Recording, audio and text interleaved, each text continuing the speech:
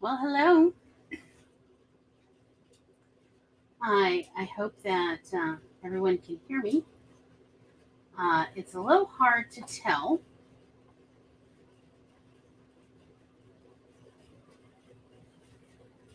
Can you hear me?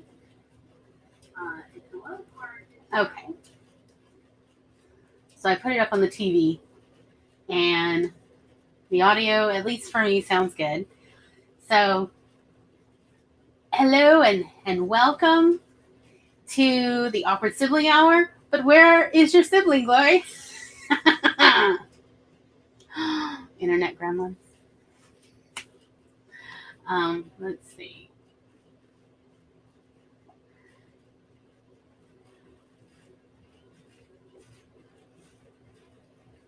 Um, and I've got a notice that Tom is trying to connect, but your guest will need to connect their mic/cam before you can add them to the stream.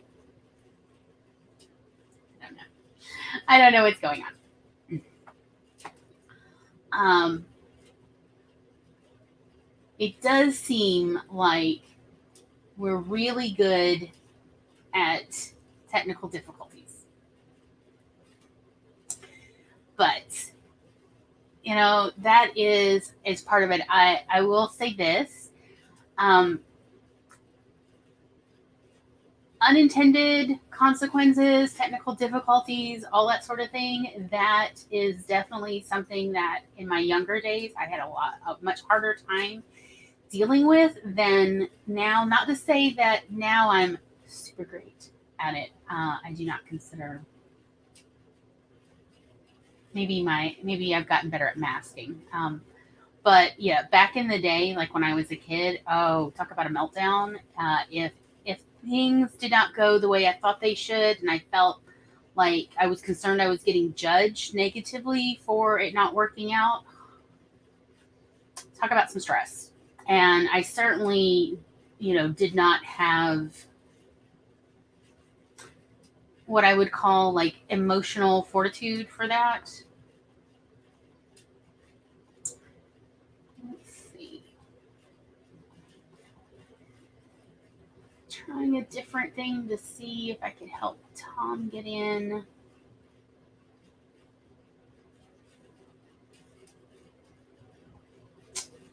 No, sorry, I just maybe I'd see. Well, anyway, he's with us in spirit, and here I am. So, this episode, we thought we would talk about robots and how there are and it probably, if you think about it, it's not that surprising that people with autism sometimes find certain stories to somehow echo or reflect their personal experience. And I think it sticks out because so much about the autism experience is othering. Not having a neurotypical brain, and so not thinking along the same thought pathways as the vast majority of people, and constantly being told, especially as a child, that well, hello.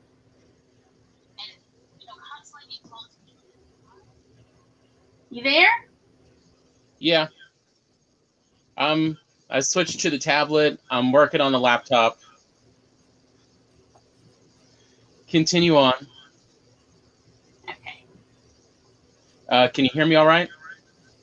I can. I was actually just checking to make sure that I wasn't getting an echo, since I have in another. I'm sorry, my notifications, I guess. I have open in another tab the app on YouTube. I have this video open so that I can see the chat, the pop up. What a great reminder to put my phone on silent. There's like so many details to this people don't talk about. So Anyhow, I'm glad you could join us, Tom. I'm glad to be here. I mean, it's sort of like a come hell or high water experience. Pretty much. There we go. Okay. I have to admit, I do not exactly know how to silence my notifications on this relatively new new laptop. Because I've never worked in Windows 10 before. This is like, I'm still learning, and Windows has never been the user-friendly OS, ever. Yeah.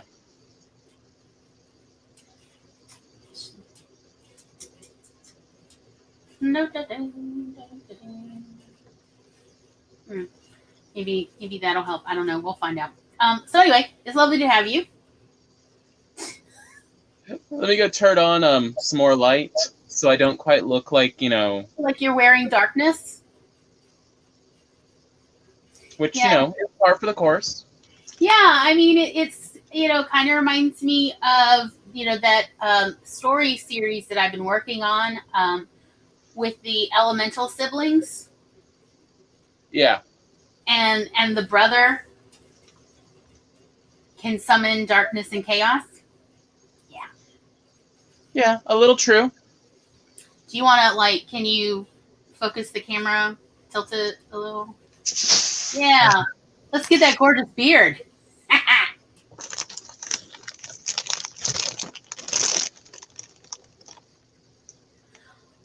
Can I just say how tiny my hands look? They are tiny. They are not that tiny. My head's just so They big. are. My head is big. Glory. Yeah. They're not tiny. I have to wear large women's gloves, medium men's gloves. This is not tiny for a woman. This is big for a woman, but it is still tiny on my face. But your head is so big. Yeah, the rest of me. I mean, these shoulders wider than yours. Anyway, tangent. Anyhow, I think that you probably use this light that you gave me better than I could. Maybe. Just thought occurred to me. I'm sorry. Well, anyway, I just want to welcome whoever is the third viewer. You can lurk all you want. I totally understand, but still, you are welcome, and you are also welcome to say hi in the chat if you feel like it at some point. I know sometimes, when I come into live streams, if anything, when I'm not feeling chatty, I'm not feeling social, I think about avoiding the smaller live streams just because I feel more social pressure to say hi and interact with them when I'm just not feeling it versus the more popular live streams where there's 50 or more people in it. They'll never notice whether I'm there or not. So I don't even have to say hi. I can just lurk and just sort of enjoy everybody talking as if I'm in a cafe or something. Yeah.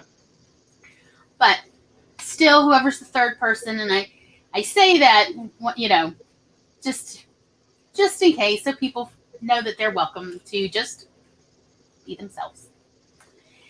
Anyway, so let's see. I was talking about robots, and then I don't remember because you showed up, and I forgot everything. Well, what was it? We were on robots and how they kind of relate to, being on the spectrum. That othering feeling, you're not part of us. You don't fit in. You're other. Yeah. That neurotypicals make it very clear in about 1,500 different ways. You're not like us. We know this, and we're not sure if we want you to stay. And robots, definitely in a lot of robot stories, get treated that way at some point in the story. A lot of the time we'll see the humans somehow make an othering to the robot character, or sometimes even the robot protagonist. And I definitely could relate to that experience. Many of these stories, when that happens, it's like, oh yeah, This is honest, because that's what humans do. I mean, for some reason, like I've even seen people do it with their own dogs, and they love their dogs, and yet they're like, "Oh, who's a little stupid dog?" I mean, like they really do like push. I mean, thank God the dog hopefully can't understand, but they do that, and it's the oddest thing. Like, why would you other something or someone you love? But it happens. It happens a lot. It's instinctive, I guess. I don't know. People do it so often. I assume it's somehow instinctive. I don't know. What do you think? Yeah. Thoughts? Are you not feeling talkative today? Should I carry this? I could probably drone on. It's helpful if I have someone other than myself to look at.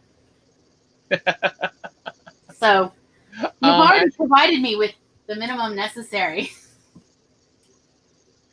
It's just more of I'm just now getting everything working on the laptop. Yeah, I see it popping up. Do you want me to add it as well? We could get 2 views of Tom this time. Like last time, remember we got 2 views of me? Yeah. And then I'm going to switch off this. I can mute you.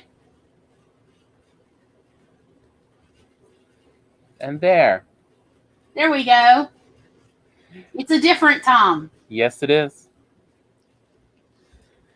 All right, let's try and see how this round works. Okay.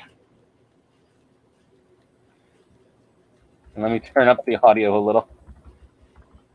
Well, oh, there is some feedback going on. Do you hear it? Actually, no, I'm not hearing the feedback. Well, I wasn't getting it when you were on the previous one, so that's why I assumed it was on your side. Okay, give me just a moment.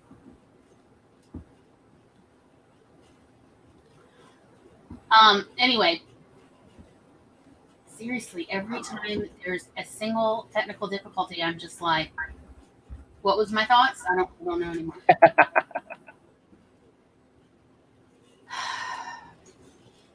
Okay. All right, is this better? Well, let me see if I talk. I do not hear myself echoed back, so yay! That's good. You know, maybe we should talk about what last week's technical difficulties were, you know, how we solved them after the fact for everyone else's edification. Well, it turns out I had a problem because I'm using an HP laptop, and they have a smart media cam or something program that whenever I try to turn on the webcam to use in Chrome, would immediately turn itself on, and then Chrome couldn't access it because it's already in use. Well, that's a lot of crap. Oh, yeah. Yeah, I have no idea what's going on. I assume it's because these drivers are probably like a decade old. Still need to update everything, or there's just no newer drivers? More of just, it wasn't all made to work together in Windows 10. Yeah. It's, you know, it's trying its best. Sorry, eyelash. Okay, and then last week's technical difficulties on my end, it was my HP's turn, was, let's see, this guy, the Blue Yeti. I love to, let's see if I can occasionally croon to it. Sweet dreams till sunbeams find you. And so plugging that in, what was happening, the reason I couldn't hear you was because when I plugged it in, HP assumed, oh, it is both a mic and a speaker, except it does not work as a speaker. And so I didn't have essentially a working speaker because it had changed the settings. And I know that kind of stuff. I am used to this kind of stuff, but I panicked because it was my first live stream, and I felt like, oh, I need to know what I'm doing. And instead it was just all panic and anxiety and a huge jumbled mess. And I couldn't think straight. And so it wasn't until after it was over that it was very obvious. But anyway, on the other hand, we do know that the tablet can also do StreamYard, so that's something. And then I think there was another technical difficulty last week at the very beginning, but I'm like kind of drawing a blank on what it was. It was very quickly solved, but I would have to rewatch it again at this time. Are you talking about the tabs? Trying to share tabs? Yeah, that's why I'm in Chrome this time, so that I can go and share screen and have a countdown timer, and still be able to type on my laptop or do whatever on my laptop, instead of whatever, like in Firefox, whatever I've got shared, that's what you see. So if I change tabs, you see that too. You don't keep seeing the timer. Very much a problem. So this time I remembered and I opened up in Chrome, and so I'm running StreamYard, and I also opened up YouTube and everything in Chrome. Fun fact, because I also still have Firefox open, and I still have YouTube open in Firefox. When I muted YouTube in Chrome, that's what I was doing, was I went and then checked Firefox to mute it in there, and it was already muted. So what you do across browsers on your YouTube account apparently holds. It's the oddest thing, but I'll take it. So I just learned that like 5 minutes ago. So I think those were like the big technical difficulties we had last week that I think are at least worth mentioning, just in case anybody else has them. Yeah. Or experiences them. Of like, hey, it sounds so simple unless you are in the middle of a live stream and in a, trying to mask a full-on meltdown. In which case, you will not be able to think clearly or remember, hey, maybe I should check my audio settings. Because, honestly, last week at the time, I could not remember how to find my audio settings. Like, that is how, I was just in such a tizzy. It was so terrible. I mean, I was, at that point, I seriously, I was starting to disassociate. It was awful. And honestly, as soon as my 30 minutes to live alarm went off, my heart just started beating. It was PTSD. You just oh God. As if this time there's definitely going to be yet another technical disaster. Not something, we had any foreknowledge of, and yet it was like I was already full into the problem. So I took an extra blood pressure medicine. Hey, but you made it through. Yeah. So anyhow, so back to robot stories.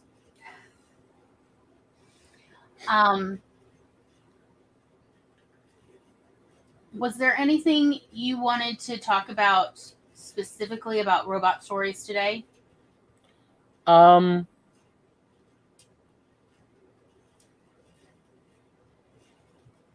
particularly. I feel like most of them will sort of get brought up in their own time because of just the way the stories are designed. Because I made a list? Yes. Yeah, I'm not really worried about that. Okay. Well, because I like to pretend that we still do writing sprints, I thought now might be a good time to go do a 15-minute sprint, because for me, I like the 15-minute sprints for kind of getting settled, kind of getting into it, making sure, do I have my pen, do I have paper, or, do I have, Google Docs open, or whatever I need. And then just sort of kind of, oh yeah, what do I want to write about? Essentially getting my feet wet. And then I like the 20-minute sprints for actually writing. So, shall we do a 20-minute or a 15-minute sprint. Yeah, let's go for a 15. And and then we'll come back and we'll talk about robots more. How about that? Okay. So then let's see. Share screen. Chrome tab.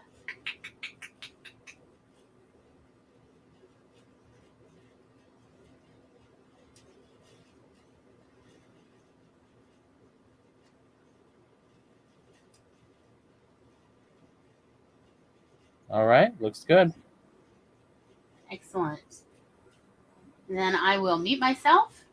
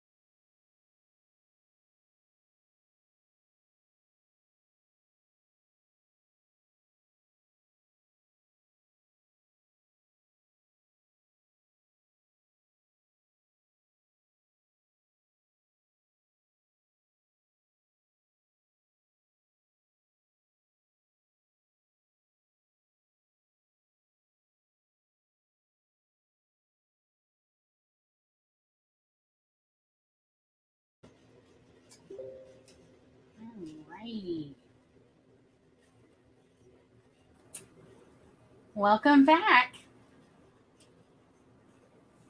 Hello. So, hello. How did you do?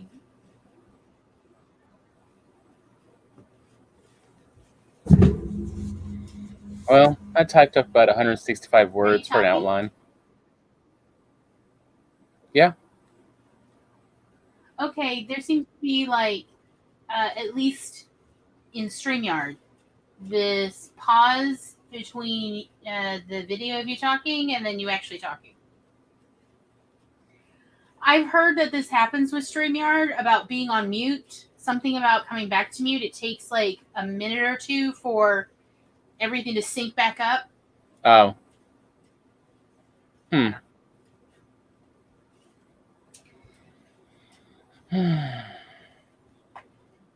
Yeah, I'm now at got 162 words.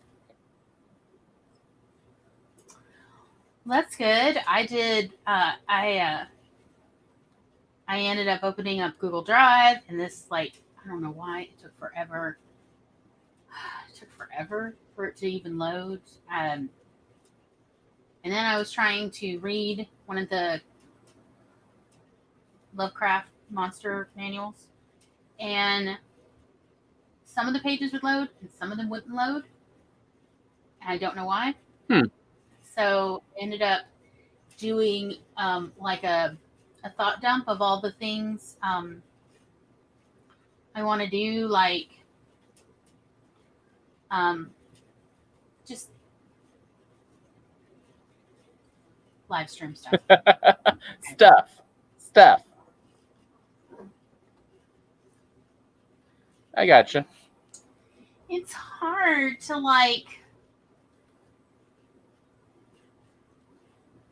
people say it's so rude to be interested in promoting the thing that you're proud that you're doing, the creative thing or whatever it is, that you're sticking your neck out and trying to show. And they say it's so rude. And then they get upset when you didn't tell them what you were up to or what you were doing. And it's, why is it so complicated to navigate? So I was making a list of all these things to do, like essentially promoting this series that we're doing. Not like what I was planning was like big. It was just like literally, oh, let the Discord group know. Like that kind of thing. And yet it's like, I hesitate to mention it because, again, like there's this minefield of, oh, well, don't be too proud. I can't with people. I can't. Yeah. By the way, you got an echo again. This time when I hear you talk. Yeah, I'm trying to fix it. Okay. I just wasn't sure if you were aware since last time you weren't. So, anyway, robots. What's that?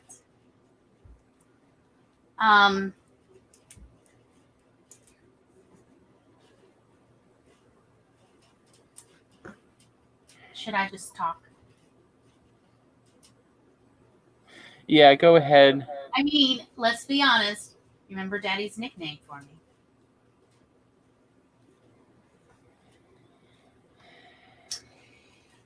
Okay. So you just jump in whenever you want to or whenever you're fiddling with your technical. Why does technology not want to play? It's 2020 and technology's like, yeah, I'm done. And it's not even AI. Okay. I mean, we have yet to even. Anyway. So,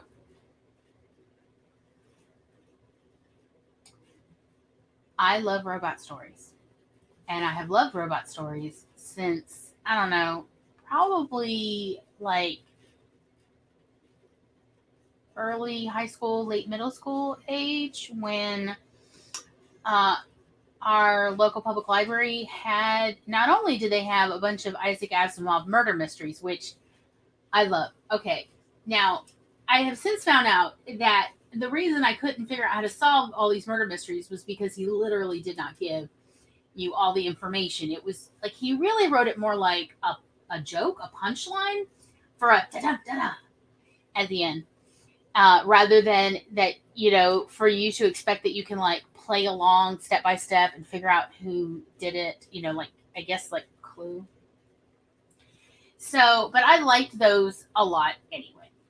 And because I like short stories starting, and I liked like his narrative style, his writing voice, and so I found an anthology of some of his other stories. I think the library had, it was like a paperback anthology, and it was called Robots of the Dawn, which is terribly confusing since he also has a book series called Robots of the Dawn. So clarity. And anyway, in it were like a bunch of his early like 1950s robot short stories. And that's also where I think he starts laying out the 3 laws of robotics. And it really kind of struck me as very interesting, because I also liked like the story. The first one, at least that I remember, like that really struck me, was about, it's been literally decades since I read this, so. But the story was something like, they're on like, I don't know, a moon, a meteorite, what does it matter? And it's like maybe a mining thing, I don't know, I can't remember, but essentially it's 2 guys in suits, like astronaut suits type, whatever, and a robot. The robot is sent out to go do something. The robot doesn't come back for hours. And when they go find the robot is like literally in a task loop because it's stuck in the 3 laws of robotics, which, if I remember, the first law is, I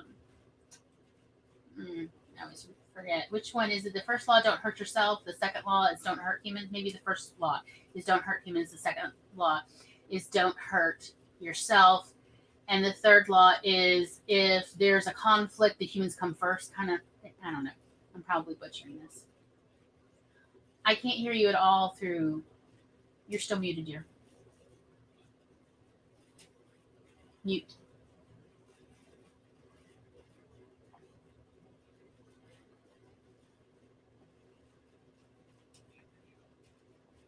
Can you unmute yourself? It won't let me unmute you because you muted yourself. All right. How's that? Should I mute the tablet?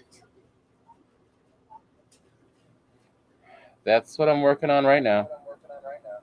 Okay, well, I went ahead and muted the tablet just in case. It probably isn't doing anything since I don't have it live, but just in case, I went ahead and muted that other one in StreamYard.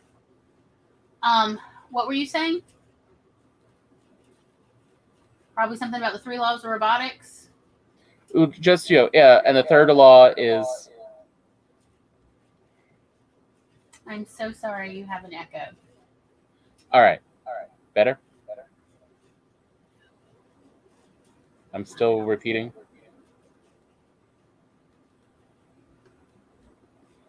All right. Unmute the tablet. All right. We'll do just like you did last week. It's your turn. I feel better. We'll let the tablet handle the audio and. I'm so comforted here. And speakers. My heart.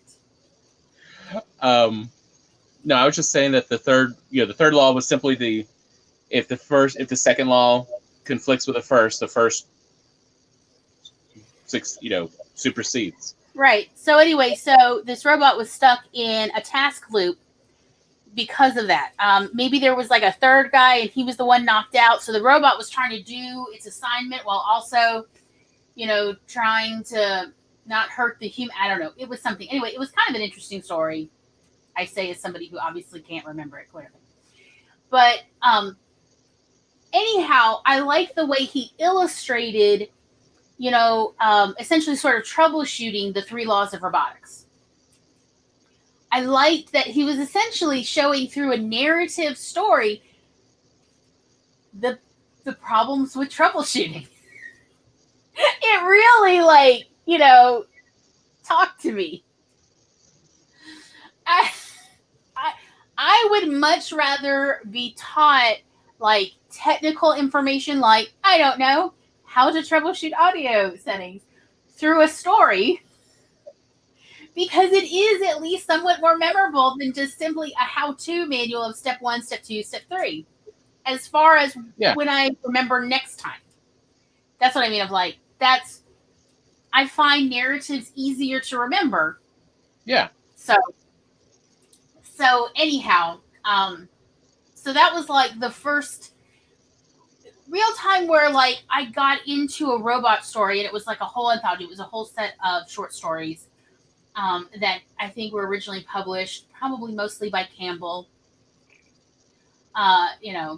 That guy shall live in infamy for a while. But it struck me, and then like from there I ended up reading other Asimov robot stories like Robots of the Dawn, which actually is a murder mystery series in space. And I'm not going to ruin it by telling you the cool thing about the robot, in case somebody's watching it who is like, oh, this actually sounds interesting and I want to read it. Then I am not ruining this for you. But just know, I think it's cool. I think like they don't go into like the cool little weird bit about the robot until I think the third book in a series. But what I found really interesting was Asimov also was essentially having a commentary about human beings, and I guess when humans converge with wealth and technology, their behavior, and frankly, he predicted it pretty accurately about what people want when they have the money and the technology is they don't want to be around other humans much. Well, at least not like in the sense of being judged by other humans. So they don't want human servants. They don't want humans within viewing distance of their existence. They want to like live in what they consider like fully autonomous little like pod lives. Only it's not a little pod. It's like, I would like a quarter of a planet. Okay, thanks so much. Like that sort of thing. And I thought that was really neat. And then to see it like in my own lifetime kind of play out, what has been fascinating. Yeah, I've been surprised at how much that has like held true. And truly, like the two things people really spend their wealth on is security and just this a little bubble around them. Like that's the real uses of money. The rich have just as many ways to obfuscate and avoid anyone else that they don't want to having access to them, if it's not by their own choice. Right.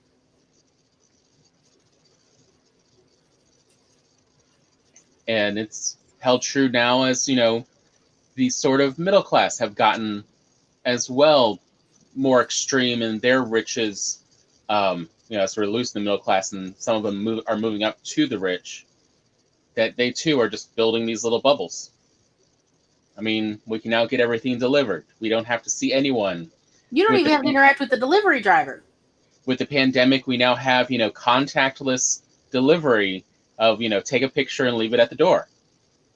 Of truly if you don't want to see anyone, you don't have to anymore.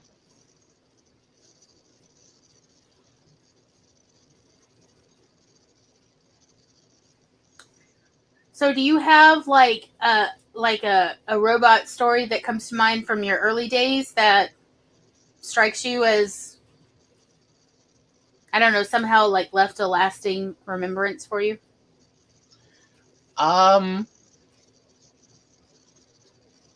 Not especially. The ones I can remember, I only barely remember because they were rather traumatic. Like every child's experience watching The Black Hole, which was not for kids at all. Remember Disney? Remember that Disney movie? Not much. For a second, I thought you were talking about the Black Cauldron. And I was like, I don't remember robots in an Arthurian story, but sure, maybe the zombies. You know. Little different. Yeah, but then I realized, like, you know, you're talking about, there was a movie called The Black Hole, and it was like, it had a really, I'm sorry, I'm going to say it, it had a cheesy, like, 70s, 80s production value in it, like, made-for-TV movie, kind of. It was low budget, is what I remember. Like, at the time, I thought it was made for TV, but now I'm not so sure it was. I don't know. No, it was a theatrical release. God, I mean, Disney in the 70s was... It was Disney's attempt at making more mature movies. And, like, so much so... people that made this, what was it, the Computer War Sneakers or something? Remember that one? Yes. From the same people who brought you the Computer War Sneakers, a mature film. Well, they were trying it so much that when it was released, they didn't put Disney anywhere on the movie poster. Oh, is that how they launched Buena Vista? Possibly. But, like, they didn't mention it anywhere. But once it came to home video, it was in those clamshells? Those white VHS blister packs. Yeah, the clamshells. Remember, it was clamshell. And it had Disney on it then. And so, you know, parents thought, oh, it's a Disney movie. Obviously, it's for kids. And it's PG-13. What are we talking? It's PG. Who cares that PG-13 wouldn't come out for another decade? Why have you not downloaded this terrible movie for me to watch? It's really bad. And not... I just binged all of St. Trinian's. And I frankly had a hard time getting through, what is it? The Pure Madness of St. Trinian's, where they do white slavery. The Pure Hell, yeah. Pure Hell. Yeah, it might as well have been Pure Madness. Where they kidnap all the sixth form girls, which are, you know, the equivalent of 16 and 17-year-olds, and to induct them into a harem. Oh God, I mean, it's so terrible. Yeah.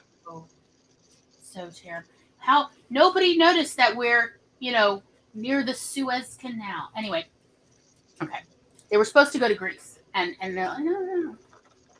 We just happened to end up anyway. Okay. It's terrible. It is like I thought the Great Train Robbery with the brown face and black face was bad. No. Little did I realize. No. And so I just got through, like, binging the entire St. Trinian's series and reboots, multiple reboots. All right. And you're like, oh, but it's terrible. I'm like, you don't know my capacity for terrible. I'd say it's, to me, the only selling point is it does have whatever the name of the main, who is the main character running the Bates Motel? Norman Bates. Yes. It has, you know, the actor who played Norman Bates. You mean from the original movie, the black and white movie? That squirrely little guy? Yeah. You know, if he hadn't been in that movie, people probably would have thought he was, like, the cute, nerdy type.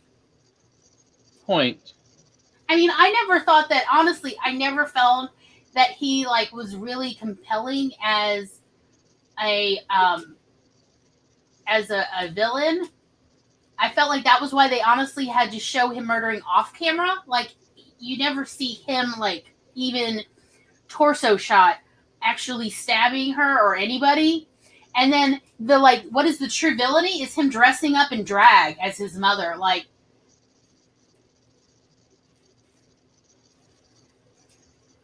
anyway, as if remember drag when that was crime. Yes. Maybe he just wanted to, like, you know, role play his mother's abuse. Anyway, I'm just saying. I'm not trying to, like, say, oh, he ate that bad. I mean, yeah. Anyway.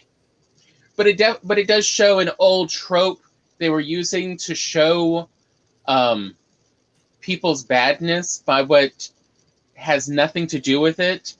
You know, your interest in clothing does not actually indicate any form really of you are not safe to be around other people. But at that time, it was considered a sign of true mental derangement. Yeah. Yeah, all right. I will see about finding you the black hole. I mean, I look, I have watched, what is it? Race to Witch Mountain or something? Yes. And I think I even watched the reboot, which was actually worse. Yes, it was. Although I do love the meme. Yes. Okay. I mean, I feel like it is like Dwayne Johnson's like one of his actual shining examples of acting. Oh, God. Just saying. I mean, he really brought it compared to, what was that one? The Tooth Fairy one? Yeah, I believe that's the name of the movie, The Tooth Fairy. I feel like it should have had a zippier title. Like the Wrestling Fairy. Well, I mean, he was a hockey player known for knocking out people's teeth. It worked. It didn't have that zip to it. It wasn't witty. Yeah. I know. I mean, I think, frankly, it would have been better if they called him the dentist because he's removing teeth. Because the Tooth Fairy does not remove teeth. The Tooth Fairy reimburses people for the loss of their teeth. There is a difference. And I don't see a hockey player going, here's some food, here's some money, whatever, here's a toy. Anyway. As they're going by the penalty box, here's your refund check, here's your reimbursement. Right. Here's your reimbursement for the obvious dental work you'll have to have and the adjustment to the partial dentures you already have. I'm assuming everybody takes out their partials before they go play hockey. I don't know. Okay. I don't want to know. Real quick, do you want to tell us what it was about the black hole that was so robotic, like terrible? So there's two main robots in the black hole. One is sort of, their version of R2-D2. Okay, sure. And the other one is like if the movie Tron had made a robot of, in Star Wars, that little interrogator black droid that tortures Leia in the first movie. Remember, it's an all-black ball, and it comes at you kind of scarily. Oh, yeah. Yeah. All right. Okay, now imagine that as like a giant 8-foot-tall humanoid robot with the same level of, menace. Or it pokes you with a cataprod. Yeah. What a strange. Okay. Yes, it was. One of them gets killed by being, drilled through. Tom, stop. It's horrible. Robot violence. No, that's how the robot kills one of the humans. They drill. Oh my God. How did that even get a PG-13 rating? No, it's PG. Remember, it's 1980 or 79 when it came out. I thought you said PG-13. No, I said PG-13 hadn't been invented yet, so it just says it's a PG movie. Yeah, because it was like PG or R. There wasn't an in-between back then because... Yes. What was it? Indiana Jones hadn't come out yet to like give them the second one, Temple of Doom. Temple of Doom hadn't come out yet to give them the PG-13 premise. Yeah. Okay. And with that, shall we do another? Yeah. Sprint. Countdown. Yeah, the thing with the words that I don't know anymore. Maybe I write, maybe I don't. I feel like we're on Whose Line Is It Anyway? Where the points don't matter, and neither does the time sprints.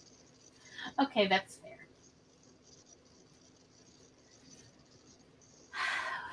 So, what are you thinking about writing about?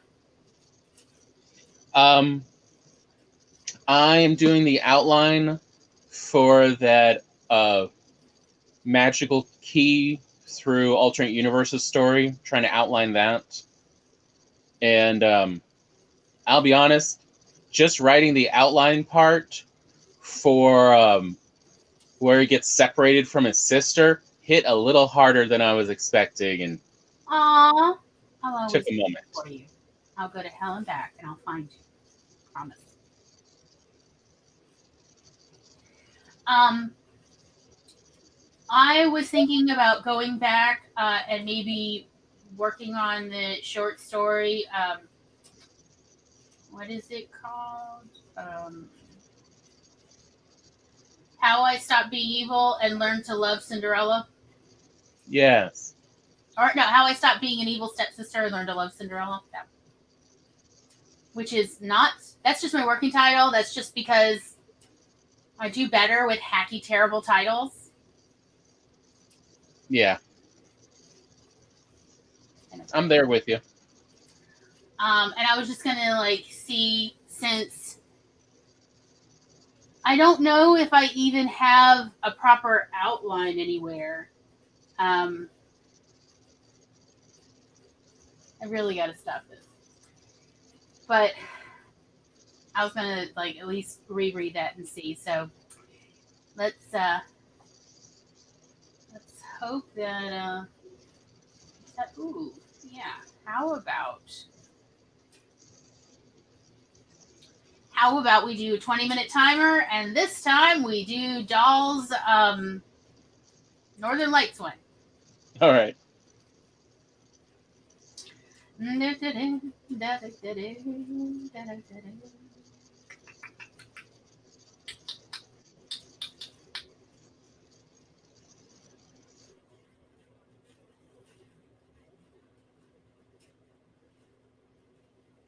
All right.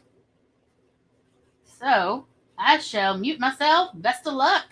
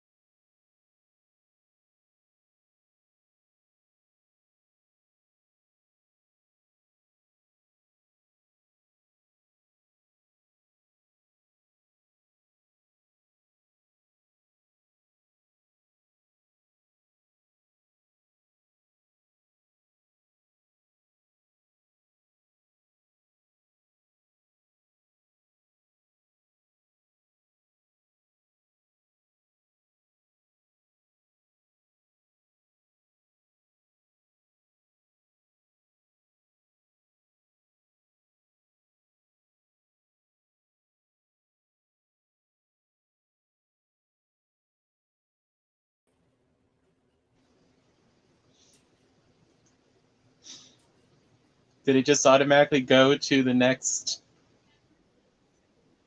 Yeah, because I have it set up in a Oh, playlist okay. of all the writing Mhm. timers I can find, which is available on my channel. Let's see if I can. Does it? Does not. Okay, where is it? That's not what I wanted.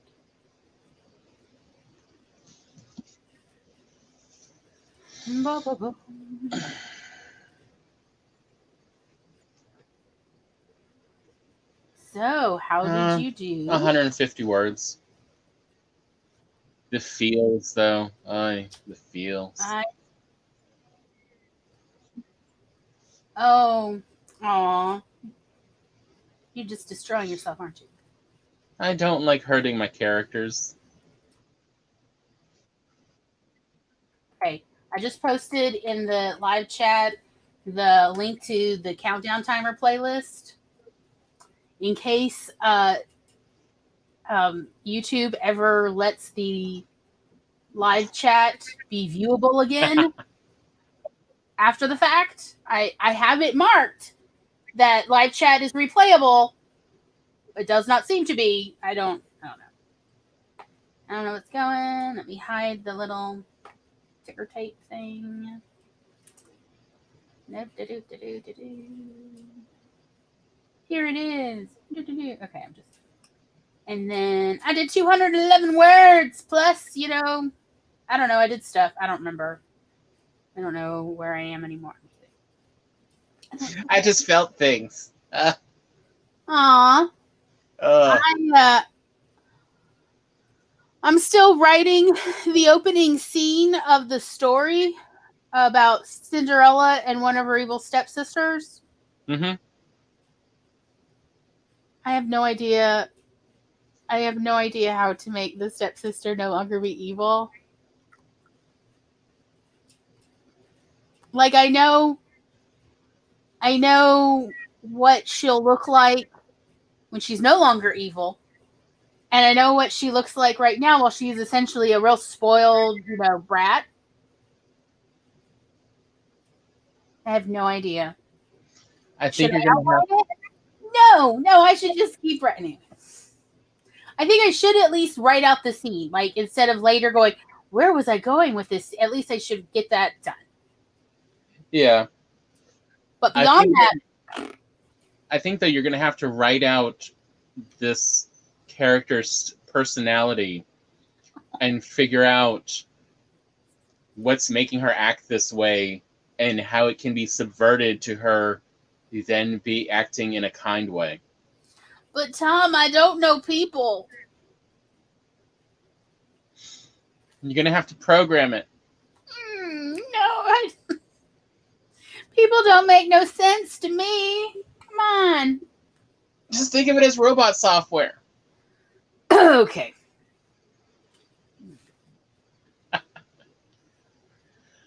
All right, why don't we go talk about some of the other robots Okay, robots. that we grew up on?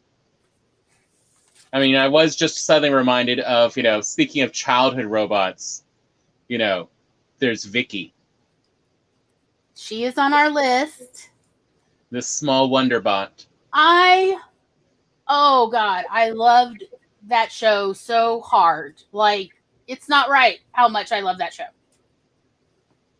I loved everything about that show other than just the incompetence level of that brother.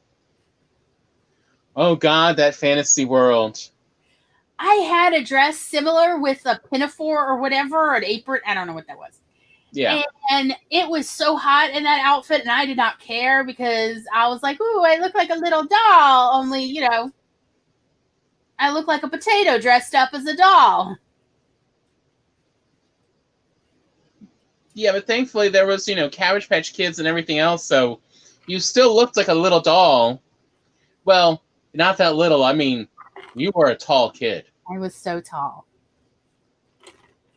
I was like 4'10" at 9 years old. I was so tall. Yes, you really had a lot of authority at such a young age. I beat the crap out of that kid who was bullying you. Yep. I beat him with a hairbrush and left bruises everywhere. Not proud of that. Exactly. I'm kind of proud of it. Because he was 13. He was 13 and like a head and a half taller than me. But, you know, I hip checked him. I just like how when you tell that story to our friends, they're always trying to find out, like, okay, what exactly is this model of hairbrush? I like the sound of it. Oh, it is a wicked hairbrush. That is like plastic of evil. With a false wood finish. Yeah. Mm. Yeah, and those plastic bristles, that there is nothing kind about them. I mean, you just run them across someone's face, is laceration time. I mean, people thought that the kid had like been on a bike and fell off and like his face on the asphalt or something, or on the sidewalk. I mean, but don't beat up on my little, you know, let's see, I was 8, so you were 5. Do not beat up on a 5-year-old when you are 13. I will just lose my business here. Anyway. So what other bots are you thinking of? What other bots? What other robots? You mean like Autobots? And my preteen sexual awakening to Optimus Prime? Such a great commanding voice there. Oh, God. Plus, also, he had like a big rig. And it was red, and I love red, obviously. Yeah. I know, just, you know, now we just talk about the, they love to talk about the psychology of being interested in an unemotional, you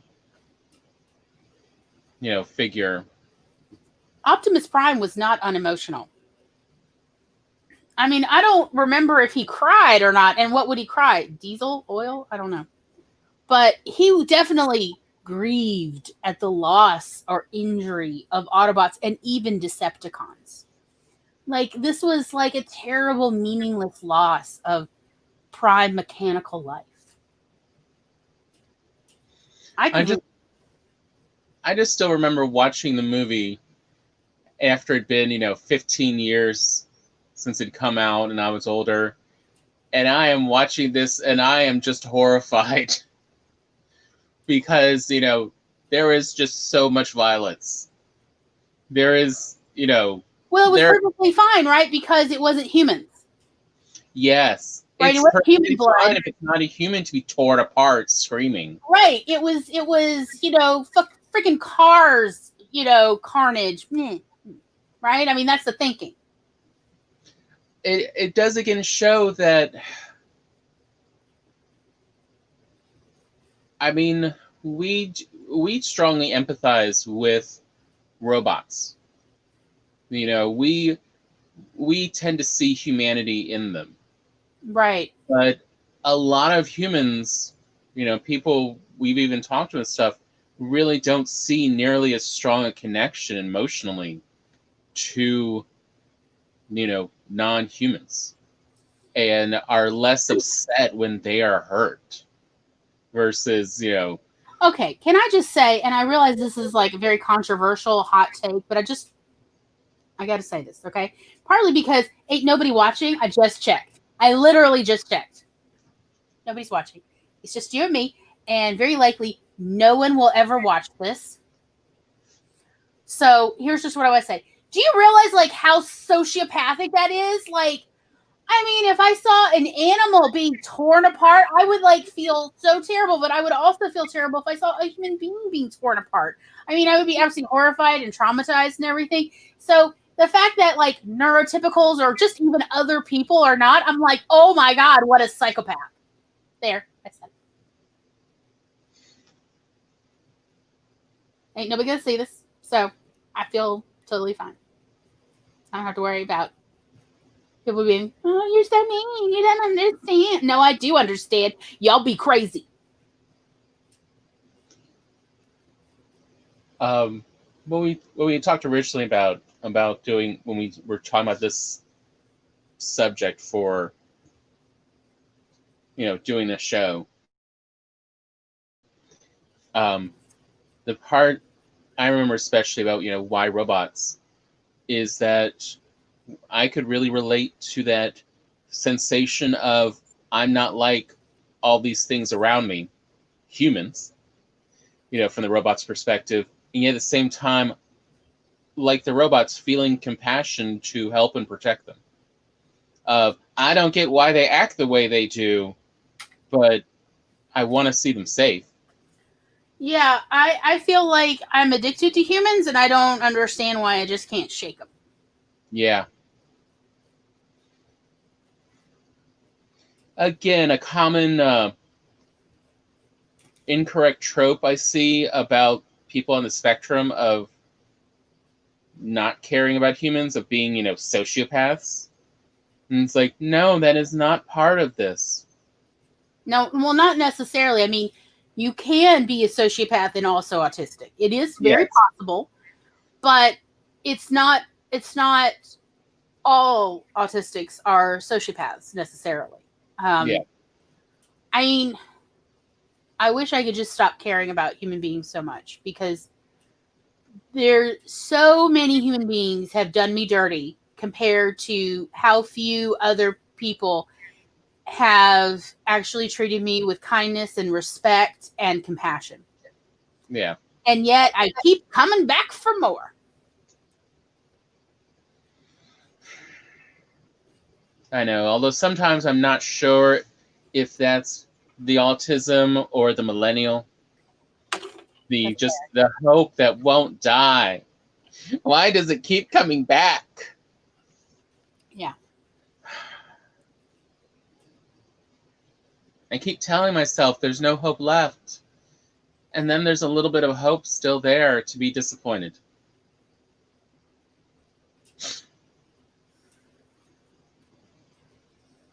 Man, this world sucks.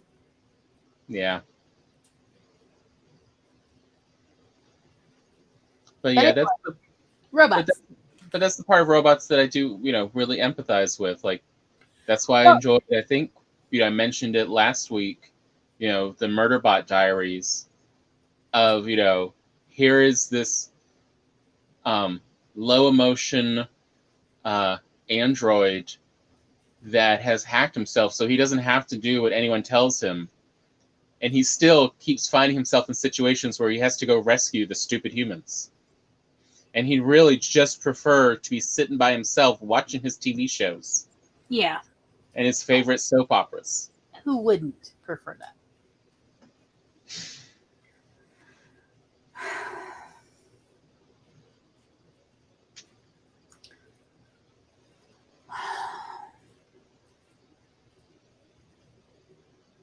But yeah, I mean, I can definitely relate to feeling like a robot at times.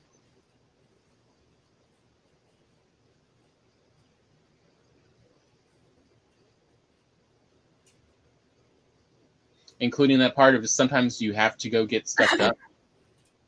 Honestly, if I didn't have other humans telling me that I'm not like them, that I'm different, that the way I think and act and assess things is not necessarily, human or like everyone else, I would just think I'm human or whatever I am, Yeah. And I would never be like, oh, I don't feel human. I feel like, oh, I don't feel human sometimes or most of the time because other people tell me that I'm not thinking or acting like a human. And I believe them. And I'm like, maybe my real problem is gullibility. Or maybe I just believe people too much. Maybe like I'm just believing a lot of people who are talking out of their behinds. And that maybe I am more human than them. And how would they freaking know? How would they know? I have noticed that so many times people really will talk out their rear just to convince themselves that they're still being normal, even though they have lost their mental integrity. And they are not sure what they are doing. Right, because like honestly, of the people I've met, the individuals I've met who I would say are very compassionate, very gentle, and kind, not a single one of them has ever told me like, "Oh no, that's not human," or "That's rather robotic," or something. Not a single one. And when I've asked, like, "Do I seem other to you, or robotic, or inhuman, or something?" Every one of them, which in fairness is like 6, but every one of them, and they also, by the way, seem very socially adept. Okay, I mean, not only were they compassionate, kind, and gentle, they were also very. They seemed to have like this beautiful, effortless way of navigating society, which I was very impressed with. But each one of them was like, "No, I've never thought that about you, Chloe. Why has somebody said that to you?" And I'm like, "Oh, you would not believe the dozens, if not hundreds, of people." And so I'm kind of wondering if this is more like a sign of somebody, like of the people who say, "Oh, you're not human enough," or that's not normal. Maybe those are the people who are like truly what we talk about abnormal psychology of like, there's more going wrong in their thinking than they're acknowledging. Yeah. It's because I mean, like my whole life I was told, like, especially in my childhood and adolescence, like, Glory, if everyone else seems out of step than you, it's you. It's not everyone else. But now I'm starting to think that that's BS. I was gonna say, to me, another lesson, you learned that did sort of get verified by professionals of how to tell if you're sane. If you wonder if you're crazy, you're not as crazy, because people who are really like mentally deranged or not in touch with reality at all never question it. I have been assured by several psychiatrists and psychologists about this. Of like, oh no, the people who are truly delusional or seriously in the throes of a schizophrenic episode, they never once question. They are absolutely certain, like rock solid certain, that they are the only sane person around, and everyone else is batshit. And I think it's the same for humans in all ways. And people who are absolutely certain about their humanity in any action are the ones who I really feel often are not being humane. That, if you are not questioning the validity of your actions at any point, you are absolutely dead certain that can be nothing wrong with you and your actions. That's a sign that there's something wrong in your psychology. Because it's just part of humans to be curious and doubtful and questioning. Right.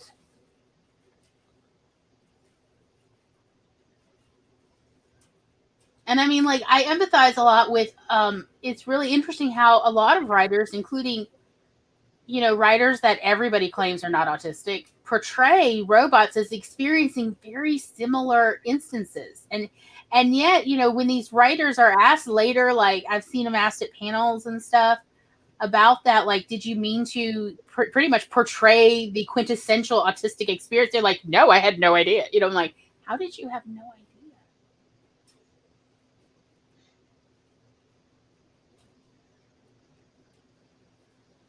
Anyway. Well, stereotypes, like anything else, there's so much, misunderstanding.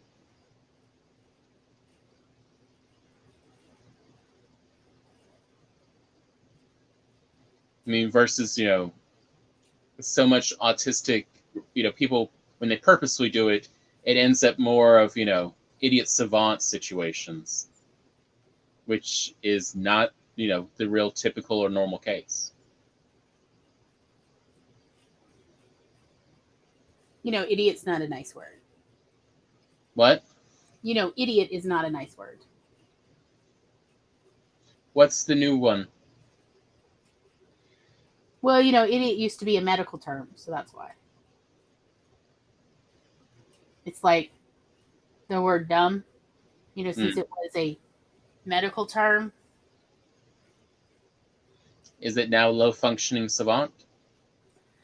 Well, I think they're mostly trying to get away from even the word savant most of the time, since there was this, like, before we had the word like superpower or superhero or whatever, they use savant. So, like, but they're finding that the people who could be listed as savant, no, they actually do study. It's not that they just have some magical mental ability most of the time, anyway. I know. I enjoy how modern psychology has ruined this view of super capabilities of individuals versus no, just about any human can do just about everything. Right. I mean, human brains are amazingly flexible. It is really cool. I mean, I was always surprised, of how much Heinlein has been proven correct as well. About what? Like, well, some of the early stories that would eventually create the character of Lazarus Long was about him exploring superhuman capabilities. And in one, we find out that there are particular humans with superhuman capabilities. And then a couple years later, he went back and he sort of redid the story, but showing that it was more about their training than it was any individual is born with innately so much more capacity.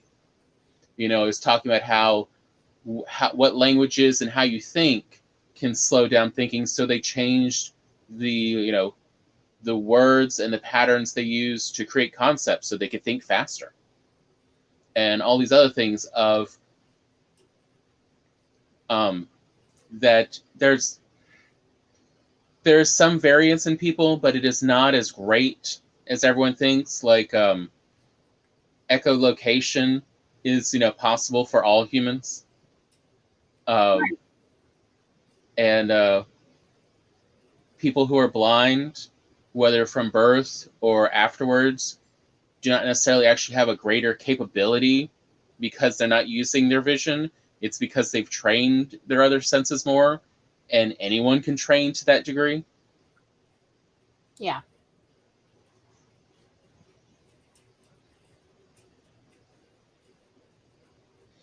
I mean, now that people aren't just trying to use science to prove a point, they're actually just trying to find out what's possible.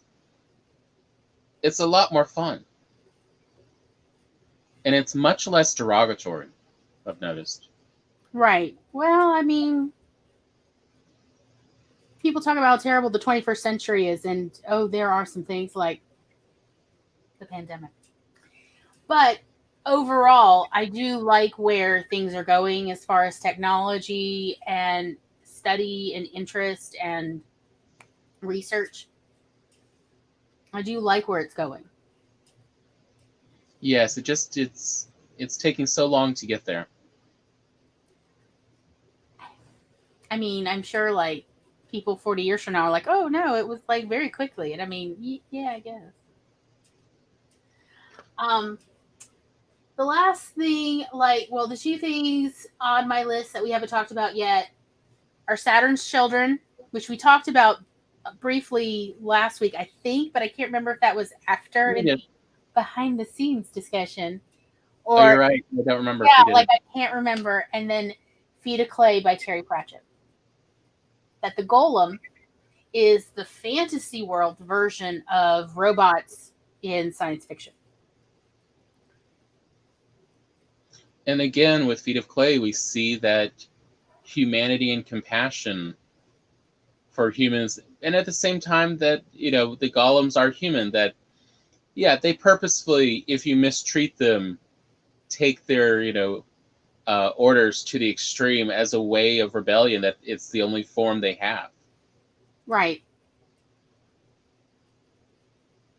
Versus Saturn's Children, how much can you mess up another life form? A lot. A lot. I love that. I love that book though. I felt so seen and I mean, like, truly a well. That has a lot to do with the like my experience, both as a woman and an autistic, of like trying to navigate various societies and, you know, gain the respect that I feel everyone is due. I could definitely relate to it. I just was not expecting the two robot sex scenes. And how I've never looked at like plugging in a lamp the same way again. I mean, it's pretty much just, Yeah. am I pleasuring this lamp? But does the lamp, I mean, like, you know, it's not like the lamp doesn't deserve the pleasure. Anyway, it's very complicated and it has a lot of moral quandaries. But yeah, the dangers of emotions is really what I feel like it gets at, of when you program in emotions that It things was a total revelation to me to learn that regular people think emotions are like A, super important, and B, that they're special or something, rather than emotions are chemicals. yeah. And then people make up pseudo logic to explain the emotions, like and it's like, this is not what reverse engineering is. That insight has really changed the way I view a lot of the world. It has not necessarily made me happier for knowing this, but seeing the universality of just how much people are emotional and then they use logic to create a reason for it versus the other way around, or for that matter, ever being logical about their decisions, that in the end, it's the emotions that win. The logic's just there to have a defense. Right. Logic is for legal reasons.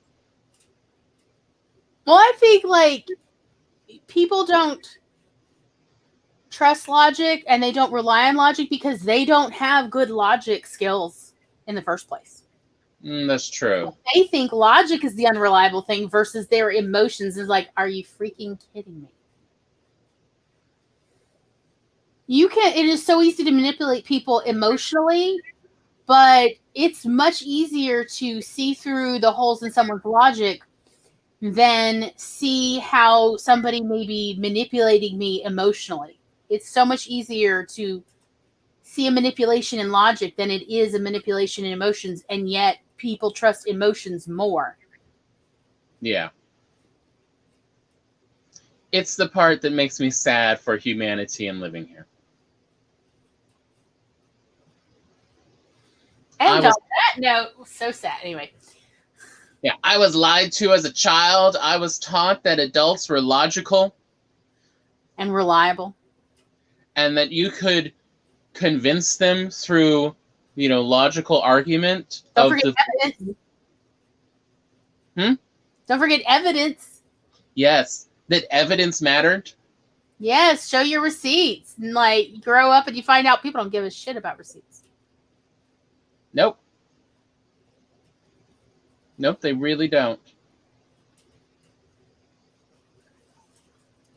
But then again, humans are really bad about judging what are the factors they need to actually base a decision on. I mean, one of the whole problems in education and in business is what you can measure versus what they don't have a way to measure. And often what they don't have a way to measure is the more important value.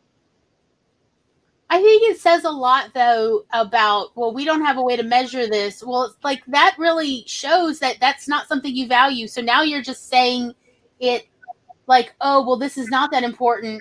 But the truth is you didn't think it was important to begin with, and you're using not being able to measure it as an excuse for not valuing it. And that is the problem. Yeah.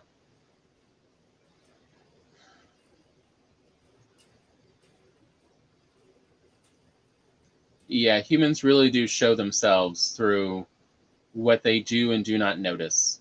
Because I mean, it's true. You'll find a way, or you'll find an excuse.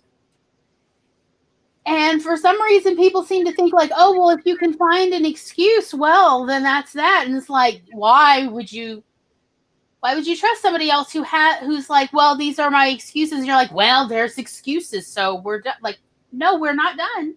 No. Again, emotions telling them where's the end of the conversation versus logic telling them where's the end of this conversation and this thought process. And why it's so difficult sometimes to talk with people. Well, I kind of wonder if part of it has to do with, since my degree is in education and child development, if the reason why it seems like a lot, if not the majority of people, value their emotional experience or their emotional thoughts over their logical thoughts is because emotions become apparent very, very early in a child's life. You know, from the start almost. Yeah. They experience emotions. And logic does not show up. The hint of it, essentially the pre-logic stage, does not show up until years later. It's really, for most children, it's about a decade into their life, if not, for some, it's even a little later than that. And that's pre-logic. That's not the logic stage. It's pre-logic. And the question is, do they even hit the logic stage before those puberty hits, and just, well, there's another decade plus without it's actually good logic. A lot in the education world, because it turns out that these whole stages, like pre-operational and operational, and how they used to say like, oh, everybody went through these stages, and it turns out, no, every human being does not. And then they thought, oh, well, maybe those people have essentially, developmental issues that are delaying them or preventing it. And now it turns out not necessarily. That, in fact, now, granted, I graduated from college more than a decade ago. So this was what the research said at that time. It was estimated that somewhere between 60 and 40% of all human beings never make it to the operational stage. And the operational stage is the predecessor to the logic phase. Whew. So if, you could make an argument that half or even slightly more than half of every human being on Earth, or every human population, never gets to the predecessor phase before true logical thought process through like deductive reasoning and all of that, then, I mean, it could explain why the majority of people do not like trust logical thinking or utilize logical thinking in themselves. They're adults and they still have not fully experienced the phase that comes before logical thought. Yeah. So it does explain a lot about humans.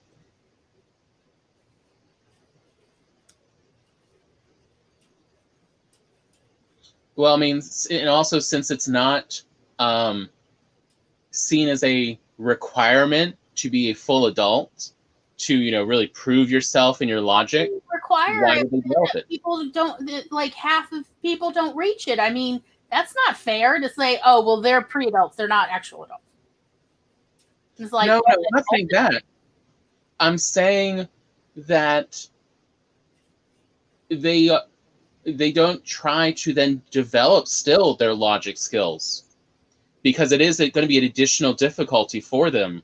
Oh, it's going to be really hard. Like, yeah. I'm not even exaggerating, and I'm not saying like, oh, they're not intelligent, because by the way, they found that even above average intelligent children do not necessarily reach operational phase or fully reach operational phase so they can then move on to logical thinking phases. But I mean, but since society doesn't really require or encourage it either. Well, is it scientifically accurate, though, to expect that every human brain is capable of logical thinking? I mean, I would like to say yes. I would like to be in a world where my species is fully capable of learning to think logically. But I wonder if that's not privilege talking of like, oh, like, because I hate it when like middle class people talk about like, oh, don't you know internet can be as low as $8 a month? I don't know why the poor just won't pay for it. So I worry that I am thinking in a similar vein, but about thought process, about executive thinking functions of not necessarily, I mean, like, I don't know. And honestly, there hasn't been enough studies to conclusively say whether all human beings or nearly all human beings are mentally capable of fully formed logical thought processes. I would like to think it is. And that's pretty much exactly what all of my instructors said in college. We would like to think so, but we do not know so. So we do not make it a requirement, even at the college level, because we really can't say it. And I assume they were saying this from like experience with trying to tutor specific students, you know, so they could like catch up with and they were like, it did not go well. Yeah. Like, I kind of honestly wonder about it. I mean, I don't know. It's hard being a human being. Yes, it is. And yet I still love my whole species. I just want better for all of us. So, since it's getting late, it's been 2 hours and 15 seconds. Let's finish up on some fun stuff. Okay, fun things. I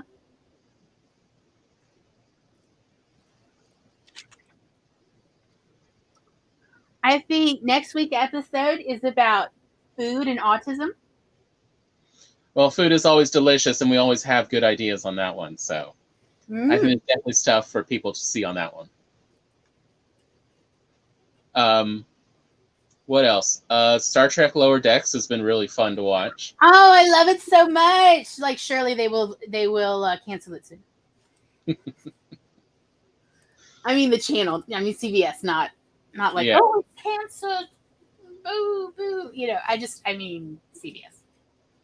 And I have to assume that Rick and Morty is doing something right if if all the incels and everything are hating on them so hard. Yeah, trying to get them canceled all of a sudden. Like, they have to be doing something. I have to admit that the second half of this current season was surprisingly feminist oriented. Yeah. And I mean, in a pleasant way of like, oh, no, a little female autonomy. What a surprise.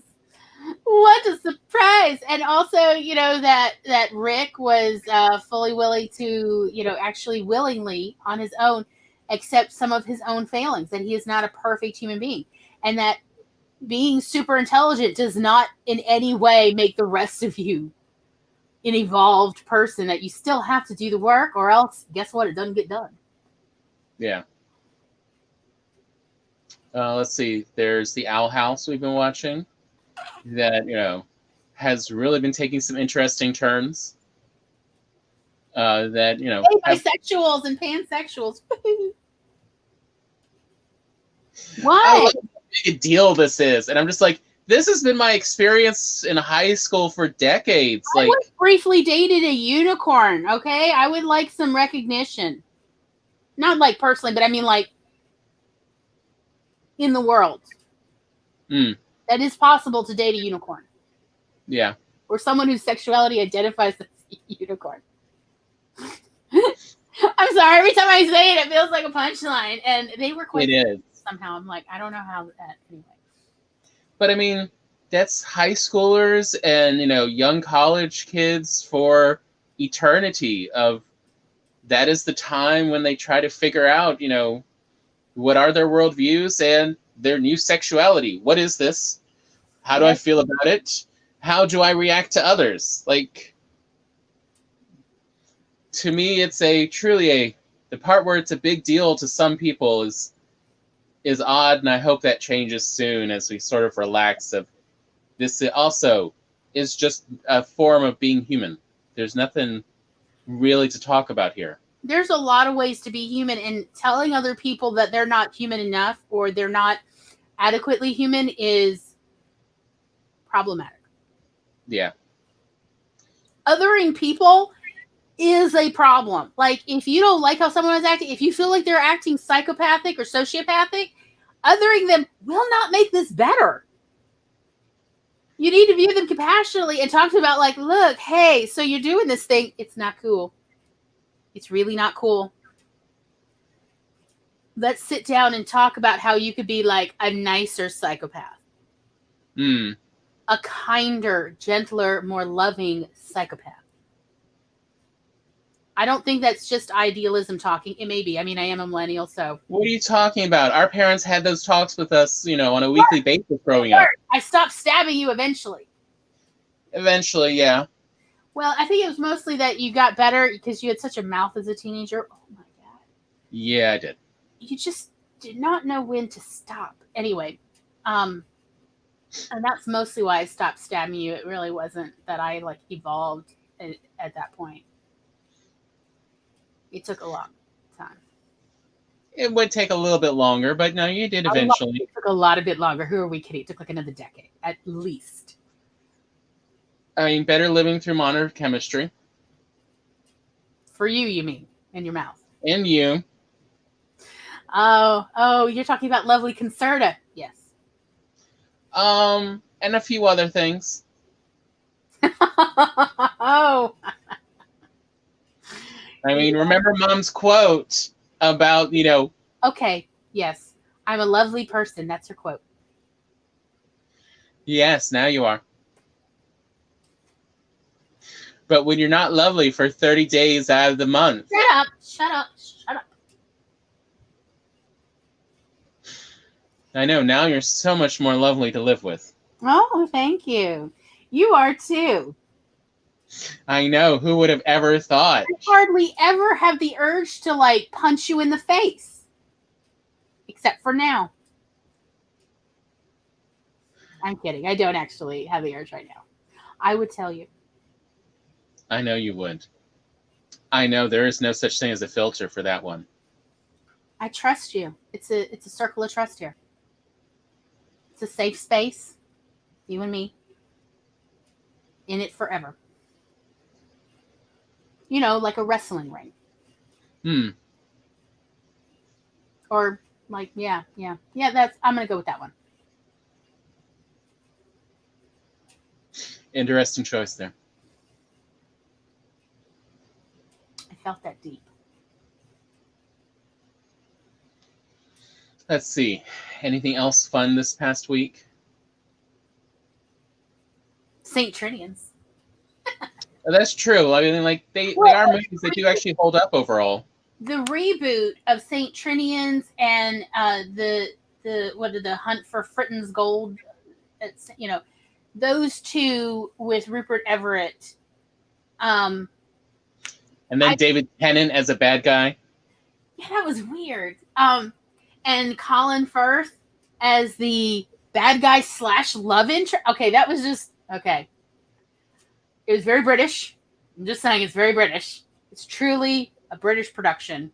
Yes. And I do recommend both of those. I like the reboot from the 2000s. It's got what's her name, who plays one of the hosts in Westworld, which I really liked. Yeah. As the sort of, I don't know if I'd say that she was exactly the protagonist in both.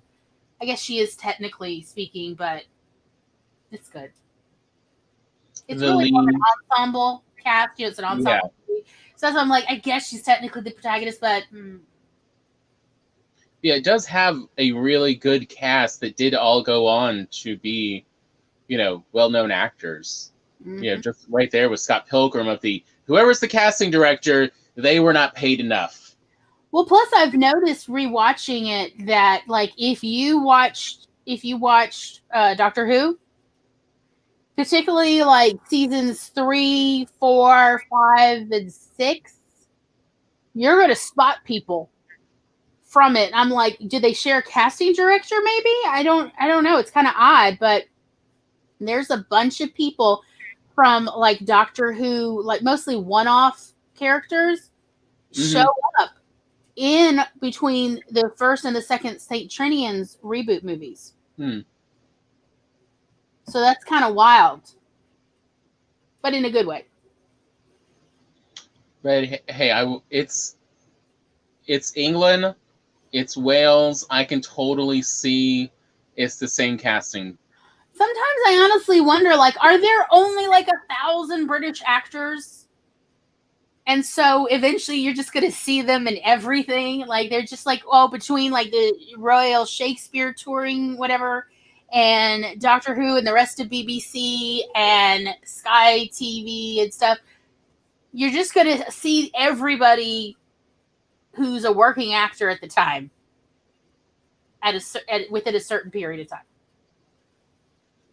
True.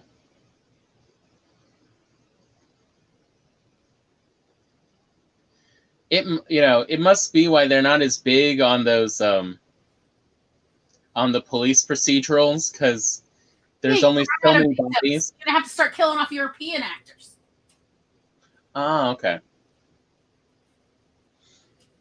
Oh yeah, what was the name of that movie we saw recently with J.K. Simmons? It's not Taken. Like, is this Taken? No, it is not.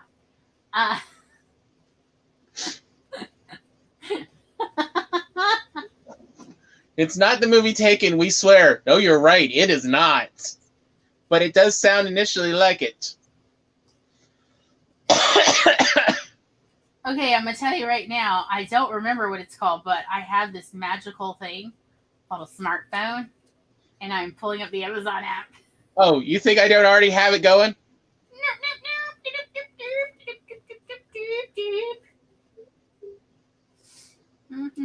Yeah, it's like, all right, what is it? We saw it in your profile, not in mine. That's why I was like, well, I guess I'm going to have to like look him up.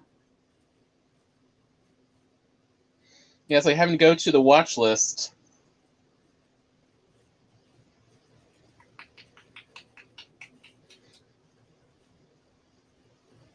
But I mean, like, that turned out to be surprisingly good. But I mean, it does help we do like some mediocre movies. I mean, like, it's not the best. What? It's called All Nighter. Yeah. Still have my researcher abilities. Okay. But that one did turn out to be surprisingly good, and yeah, it was very watchable. I was shocked. It's very much a Saturday afternoon movie or Saturday night. It looked like a B indie movie, like, which is not necessarily a bad thing, but it was like often with indie movies, especially like, or any kind of B movie, it's not good editing, and that's when I'm like, well, I've moved on. Is because like I hate it when movies drag. Yeah, and it didn't drag, and all the story elements did actually get answered. Like, you end up, having like internal questions, as you're watching this movie of why aren't they doing this or why are they doing that, and it does all actually get answered in there. We kept talking about it, and then like literally within minutes they would answer the question we brought up. It was great. I mean, which to me is a really huge improvement over most movies. Right. Yes. I also like that, not only do they ask, are we in like the middle of a Taken movie? That, they essentially did illustrate that kind of father, not a good father. Yeah. Not somebody who stays in contact or really was like fathering.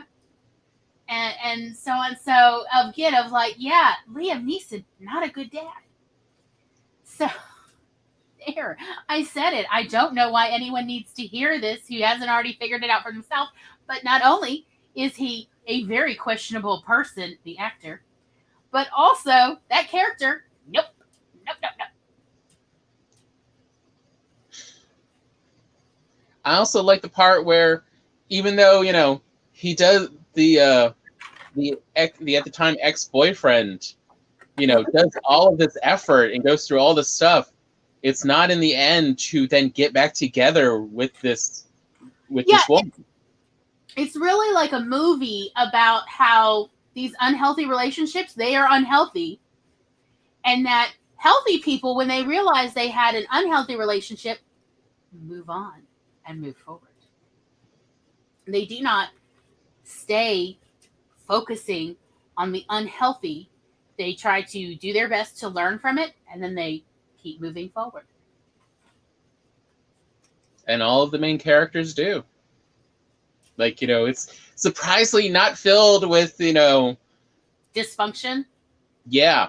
Like pathological dysfunction? Yeah, that's the one I was looking for.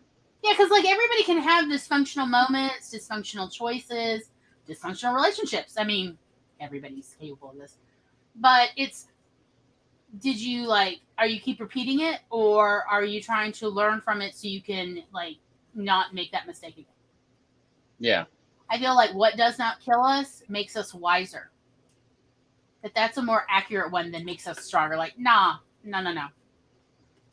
Everything from bad relationships I've been in to, physical things that tried to kill me, none of it made me stronger, but all of it made me wiser. Yeah. Hashtag don't poke bears. No, I did not poke a bear. But metaphorically, yes.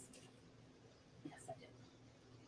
I mean, and speaking of, I have to say, of the three main streaming services we've got, Amazon Prime has lately actually been the most entertaining of them. Not sponsored. Just, I can find a lot of these, just fun movies to just, sit down, watch with someone, have some popcorn. I don't have to, I can actually look away occasionally on my phone like I need to. You mean like how, what was it? Last week we watched Saturday the 14th. That was insane. Oh, God, that was... It was insane. Oh, my God. It was so cheesy. It was Yeah. Oh, I mean, if it hadn't been my own room we were watching it, I would have thrown popcorn at the screen. If we'd been in a movie theater, very tempting. Yeah. Yeah, that's the dream. Eventually, we will just have a movie theater. You know it. Oh, I know how I'm going to design it and everything. With a Roomba. Yes. But yeah, I have been enjoying the finds you've been finding on Amazon Prime. I will admit, because they're B movies, or they were limited release, and so I never heard about them. Yeah. Or at the very least, let us say, for the sake of argument, maybe their promotion machine not so strong, and so I didn't hear about it. And so it's nice, you finding them, because I like watching B movies and indie movies, and it's seriously, as you know, is Barry Bostwick in it? Yeah, I'll watch that piece of crap. Oh yeah, we still haven't watched that one together, have we? No, we haven't, but we will. We need to. Yeah, can't believe we forgot about it. But yes, the continual, following of Barry Bostwick's career.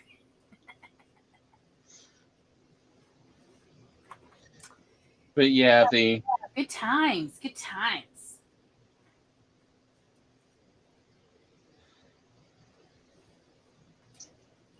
All right. You got anything? Would you like to do an outro about yourself? I know. Look, I'm trying to get more functional, and it's something everyone else is doing, so I assume it's something functional to do. I don't know. I am not yet really sure what kind of outro to do. I mean... Well, this is Tom. And he is a computer and cell phone repair person on the side, as well as a professional photographer. both for commercial business work as well as like personal photo shoots, because everybody likes to look pretty.